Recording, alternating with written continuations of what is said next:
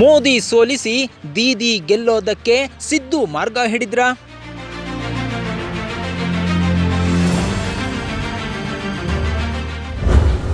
ಪಶ್ಚಿಮ ಬಂಗಾಳದಲ್ಲೂ ಅನ್ನರಾಮಯ್ಯ ಹವಾ ಶುರುವಾಗುತ್ತಾ?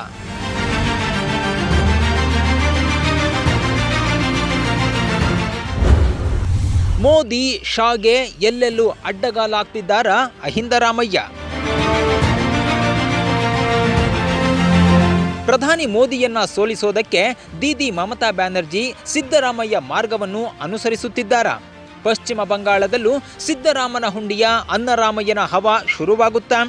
ಪದೇ ಪದೇ ಮೋದಿ ಹಾಗೂ ಅಮಿತ್ ಶಾಗೆ ಅಡ್ಡಗಾಲಾಗುತ್ತಲೇ ಇದ್ದಾರಾ ಅಹಿಂದರಾಮಯ್ಯ? ಅಷ್ಟಕ್ಕೂ ಆ ದೀದಿಗೂ ಈ ಸಿದ್ದು ಗೆಲುವಿನ ಸೂತ್ರ ಆಗಿರೋದು ಹೇಗೆ ಗೊತ್ತಾ?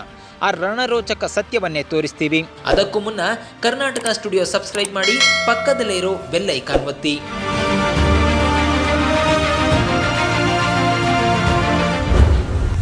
ಪಶ್ಚಿಮ ಬಂಗಾಳ ಗೆಲ್ಲುವುದಕ್ಕೆ ಸಿದ್ದು ಹಾದಿ ಹಿಡಿದಿದ್ದೇಕೆ ದೀದಿ?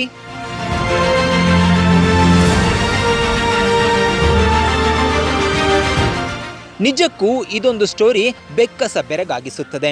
ಯಾಕಂದರೆ ಎತ್ತಣ ಪಶ್ಚಿಮ ಬಂಗಾಳ, ಎತ್ತಣ ಕರ್ನಾಟಕ, ಎತ್ತಣ ಸಿದ್ದರಾಮಯ್ಯ, ಎತ್ತಣ ಮಮತಾ ಬ್ಯಾನರ್ಜಿ ಅನಿಸುತ್ತೆ. ಆದರೆ ಅಸಲಿ ಎತ್ತು ಬಹುಪಾಲು ಮಂದಿಗೆ ಗೊತ್ತೇ ಆಗೋದಿಲ್ಲ.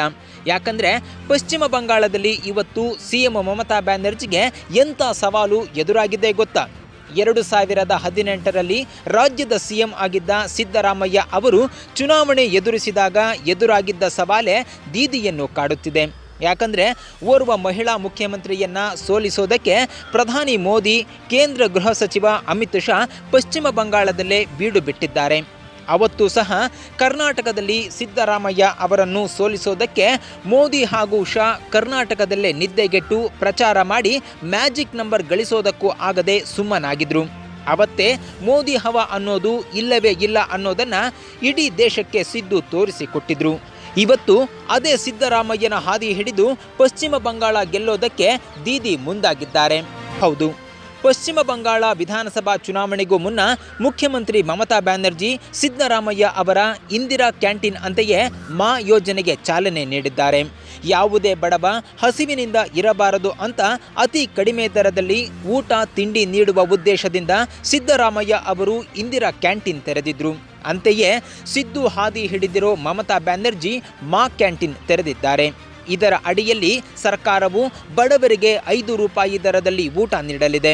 ಬಡವರಿಗೆ 1 ಪ್ಲೇಟ್ ರೈಸ್, ದಾಲ್, ತರಕಾರಿ ಮತ್ತು ಎಗ್ ಕರಿಯನ್ನು 5 ರೂಪಾಯಿಗೆ ನೀಡಲಿದೆ. ಸರ್ಕಾರವು 1 ಪ್ಲೇಟ್ಗೆ 15 ರೂಪಾಯಿ ಸಬ್ಸಿಡಿ ನೀಡಲಿದೆ.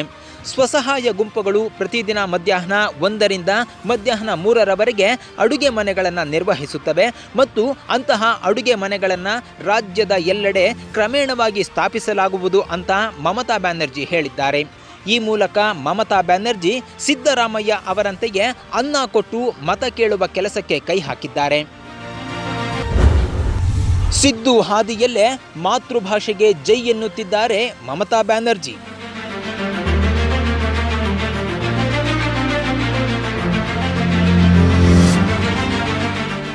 ಎರಡು 2018ರ ಕರ್ನಾಟಕ ವಿಧಾನಸಭಾ ಚುನಾವಣೆಗೂ ಮುನ್ನ ಸಿದ್ದರಾಮಯ್ಯ ಕನ್ನಡ ವರ್ಸಸ್ ಹಿಂದಿ ಅನ್ನೋ ಯುದ್ಧವನ್ನೇ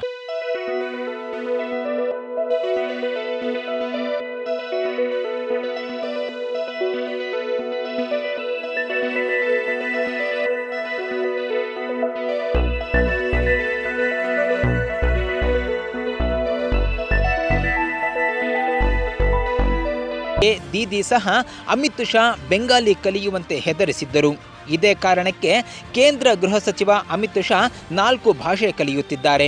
2021ರಲ್ಲಿ ಪಶ್ಚಿಮ ಬಂಗಾಳ ಹಾಗೂ ತಮಿಳುನಾಡಿನಲ್ಲಿ ವಿಧಾನಸಭಾ ಚುನಾವಣೆ ನಡೆಯುತ್ತಿದೆ. ಇದೇ ಕಾರಣಕ್ಕೆ ಅಮಿತ್ ಶಾ ಬೆಂಗಾಲಿ ಹಾಗೂ ತಮಿಳು ಕಲಿಯುತ್ತಿದ್ದಾರೆ. ಇನ್ನು 2023ರ ಕರ್ನಾಟಕ ಹಾಗೂ ತೆಲಂಗಾಣ ವಿಧಾನಸಭಾ ಚುನಾವಣೆಗಾಗಿ ಕನ್ನಡ, ತೆಲುಗು ಕಲಿಯುತ್ತಿದ್ದಾರೆ. ಈ ಮೂಲಕ ತಮಿಳು, ಬೆಂಗಾಲಿ, ಕನ್ನಡ, ತೆಲುಗು ಕಲಿಯುತ್ತಿದ್ದಾರೆ ಅಂತ ಬಿಜೆಪಿಯ ಉನ್ನತ ಮೂಲಗಳೇ ಹೇಳುತ್ತಿವೆ. ಸದ್ಯ ಅಮಿತ್ ಶಾ 4 ಭಾಷೆ ಕಲಿಯುತ್ತಿರೋ ವಿಚಾರ ಬಹುದೊಡ್ಡ ಚರ್ಚೆ ಹುಟ್ಟುಹಾಕಿತು. ಶಾ ಹಾಗೂ ಮೋದಿ ಪಾಲಿಗೆ 2018ರಲ್ಲೇ ಸಿದ್ದರಾಮಯ್ಯ ಬಹುದೊಡ್ಡ ಸವಾಲಾಗಿ ಪರಿಣಮಿಸಿದ್ರು. 2023ರ ಚುನಾವಣೆ ಹೊತ್ತಿಗೆ ಸಿದ್ದರಾಮಯ್ಯ ಅನ್ನೋ ದೈತ್ಯ ಶಕ್ತಿಯನ್ನು ಎದುರಿಸೋಕೆ ಶಾ ಕನ್ನಡ ಕಲಿಯಲೇಬೇಕಿದೆ. ಇಲ್ಲದಿದ್ದರೆ ಈ ಕನ್ನಡ ರಾಮಯ್ಯ ಗಡಿ ದಾಟೋಕ್ಕೂ ಬಿಡೋದಿಲ್ಲ. ಅಷ್ಟರ ಮಟ್ಟಿಗೆ ಮೋದಿ ಶಾ ಹುಟ್ಟಡಗಿಸುತ್ತಾರೆ. ಇದೇ ಕಾರಣಕ್ಕೆ ನೋಡಿ ಅರ್ಜೆಂಟಾಗಿ ಬೆಂಗಾಲಿ ಕಲಿಯುತ್ತಿದ್ದ ಶಾ ದ್ರಾವಿಡ ಭಾಷೆಗಳನ್ನು ಕಲಿಯುತ್ತಿದ್ದಾರೆ. ಈ ಮೂಲಕ ದೀದಿ ಪಾಲಿಗೆ ಮೋದಿ ಗೆಲ್ಲಿಸೋ ಶಕ್ತಿಯಾಗಿ ಸಿದ್ದರಾಮಯ್ಯ ಕಾಣುತ್ತಿದ್ದಾರೆ. ಮಮತಾ ಬ್ಯಾನರ್ಜಿ ಮತ್ತು ಒಂದು ಪ್ರಬಲ ಸಿದ್ದು ಅಸ್ತ್ರವನ್ನು ಯುದ್ಧ ಗೆಲ್ಲೋಕೆ ಬಳಸುತ್ತಿದ್ದಾರೆ. 2018ರ ಕರ್ನಾಟಕ ವಿಧಾನಸಭಾ ಚುನಾವಣೆ ಒಂದು ರೀತಿಯಲ್ಲಿ ಮೋದಿ ವರ್ಸಸ್ ಸಿದ್ದು ಅನ್ನೋ ರೀತಿಯಲ್ಲೇ ನಡೆಯಿತು. ಅಷ್ಟೇ ಯಾಕೆ, ಅಮೆರಿಕದ ಪ್ರತಿಷ್ಠಿತ ಪತ್ರಿಕೆ ವಾಷಿಂಗ್ಟನ್ ಪೋಸ್ಟ್ ಸಿದ್ದು ತಾಕತ್ತು ಎಂಥದ್ದು ಅನ್ನೋದನ್ನು ವರ್ಣಿಸಿತ್ತು. ಅಷ್ಟಕ್ಕೂ ಅವತ್ತು ಸಿದ್ದು ಬಳಸಿದ ಅಸ್ತ್ರವೇನು, ಅದನ್ನು ದೀದಿ ಇದೀಗ ಬಳಸುತ್ತಿರೋದು ಹೇಗೆ ಅಂತೀರಾ? ಅದು ಅರ್ಥವಾಗಬೇಕು ಅಂದರೆ ಅವತ್ತು ಅಮೆರಿಕದ ಪತ್ರಿಕೆ ಸಿದ್ದು ಬಗ್ಗೆ ಹೇಳಿದ್ದೇನು ಅನ್ನೋದನ್ನು ಮೊದಲು ನೋಡಬೇಕು.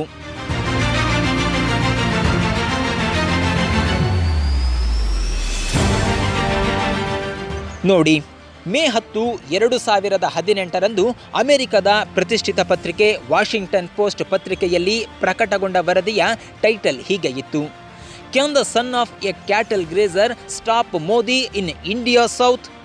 ನೋಡಿ, ಹುಲಿಯ ಸಿದ್ದರಾಮಯ್ಯನ ತಾಕತ್ತಿನ ಬಗ್ಗೆ ಅಮೆರಿಕ ಪತ್ರಿಕೆಯೇ ಹಾಡಿ ಹೊಗಳಿತ್ತು. ಮೋದಿ ಅನ್ನೋ ಪ್ರಧಾನಿ 21 ಸಲ ಕರ್ನಾಟಕಕ್ಕೆ ಬಂದು ಪ್ರಚಾರ ಮಾಡಬೇಕಾಯಿತು. ಆದಾಗ್ಯೂ ಸಹ ಬಿಜೆಪಿ 113 ಸ್ಥಾನ ಗೆಲ್ಲೋಕೆ ಸಾಧ್ಯವೇ ಆಗಲಿಲ್ಲ. ಸಿದ್ದರಾಮಯ್ಯ ಅವರನ್ನು ಚಾಮುಂಡೇಶ್ವರಿಯಲ್ಲಿ ಮಣಿಸೋದಕ್ಕೆ ಪ್ರಧಾನಿ ಮೋದಿ, ಮಾಜಿ ಪ್ರಧಾನಿ ದೇವೇಗೌಡರು, ಮಾಜಿ ಸಿಎಂ HDK, ಹಾಲಿ ಸಿಎಂ ಯಡಿಯೂರಪ್ಪ ಒಂದಾಗಬೇಕಾಯಿತು. 2018ರ ಕರ್ನಾಟಕ ವಿಧಾನಸಭಾ ಚುನಾವಣೆಗೂ ಮುನ್ನ ಮೋದಿ ಎಲ್ಲೇ ಹೋದರೂ ಗೆಲುವು ಶತಸಿದ್ಧ ಅನ್ನೋ ಮಾತಿತ್ತು. ಆದರೆ ಮೋದಿ ಅನ್ನೋ ಅಲೆಯಿಲ್ಲ. ಖುದ್ದು ಮೋದಿಯೇ ಬಂದರೂ ರಾಜ್ಯದಲ್ಲಿ ಬಿಜೆಪಿ ಅಧಿಕಾರ ಹಿಡಿಯೋಕೆ ಸಿದ್ದು ಶಿಷ್ಯರ ಬೆಂಬಲವೇ ಬೇಕಾಯಿತು. ನಿಮಗೆ ಗೊತ್ತಿರಲಿ, ರಾಜ್ಯದಲ್ಲಿ ಬಿಜೆಪಿ ಈ ತನಕ ಎಂದಿಗೂ ಸಾರ್ವತ್ರಿಕ ಚುನಾವಣೆಯಲ್ಲಿ 113 ಸ್ಥಾನ ಗಳಿಸಿದ್ದು ಇಲ್ಲವೇ ಇಲ್ಲ. ಏನೇ ಇದ್ರೂ ಹಿಂಬಾಗಿಲಿನ ಮೂಲಕವೇ ಅಧಿಕಾರಕ್ಕೆ ಬಂದ ಕರಾಳ ಚರಿತ್ರೆ ರಾಜ್ಯ ಬಿಜೆಪಿಗಿದೆ. ಹೀಗೆ ಮೋದಿ ಅನ್ನೋ ಸೋಲಿಲ್ಲದ ಸರದಾರನ ಎದುರು ನಿಂತು ಅಬ್ಬರಿಸಿ ಗುಟುರು ಹಾಕಿದ್ದ ಟಗರು ಅವತ್ತೇ ಮೋದಿ ಅಲೆ ಅನ್ನೋದು ಇಲ್ಲವೇ ಇಲ್ಲ ಅನ್ನೋದನ್ನು ಸಾಬೀತು ಮಾಡಿತ್ತು.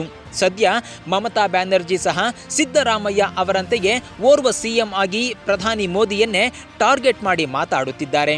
ಇದೇ ಕಾರಣಕ್ಕೆ ಮಮತಾ ಬ್ಯಾನರ್ಜಿ ಸಹ ರಾಷ್ಟ್ರೀಯ ಮಾಧ್ಯಮಗಳಲ್ಲಿ ಚರ್ಚೆ ಆಗುತ್ತಿದ್ದಾರೆ.